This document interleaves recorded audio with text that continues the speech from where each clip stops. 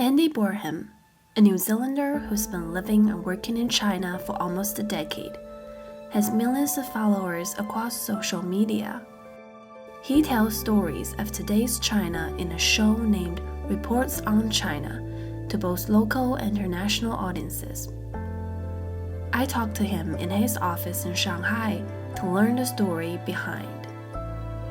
I've found actually the longer I've spent here that probably the biggest thing is everyone's the same. Like people in New Zealand and people in China, you may feel like there's this big difference, especially because of language and cultural differences. But when you dig down deep and you spend more time here, you really realize that everyone's just the same.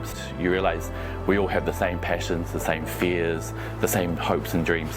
I really want to help New Zealanders and Westerners in general to understand China. So I think statistics and reading laws and processes can be a bit boring, so it's a matter of finding human stories.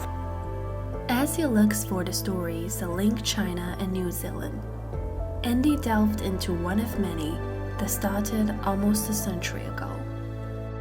Rewi Alley came to China in 1927 and stayed for 6 decades.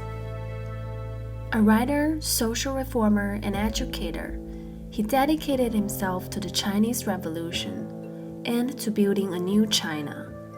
He set up small industries for wartime needs, opened schools, and wrote books about China. To Andy, Rewi Alley was a great passion and inspiration. I read one of his books. His first book is called Banfa, and then I realized the kind of impact he had here in China. So that's when I decided I really wanted to follow his footsteps around China and learn more about him and the impact he had here.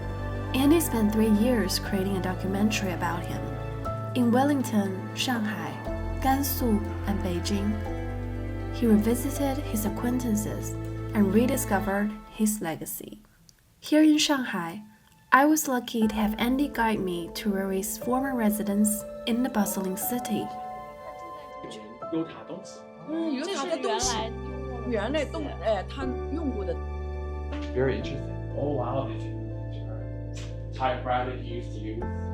Preserved in the room are items he originally used.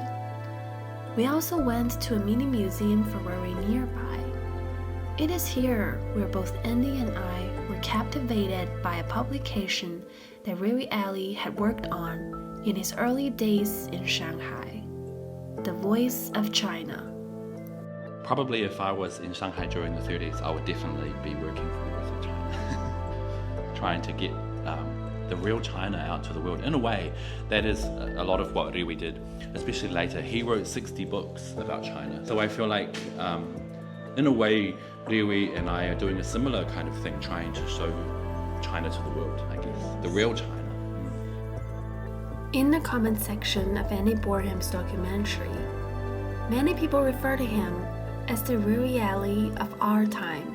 I feel like that's an undeserved title for myself, but I'm really happy that they would feel that, and I'm going to keep working to try to achieve even just a little bit of what he achieved in his 60 years in China.